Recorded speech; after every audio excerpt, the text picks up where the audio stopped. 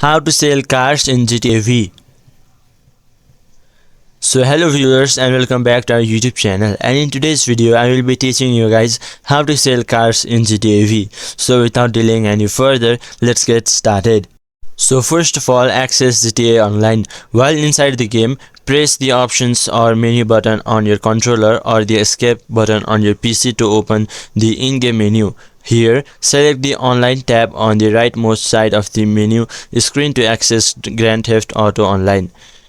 Then simply choose the character that you want to use. After that, find the car that you want to sell.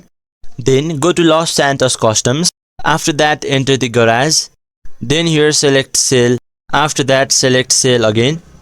This confirms that you want to sell and that sells the car. So in this very simple step, you could sell a car in GTA V. So hope this video was helpful for you. Until the next video, bye bye and take care.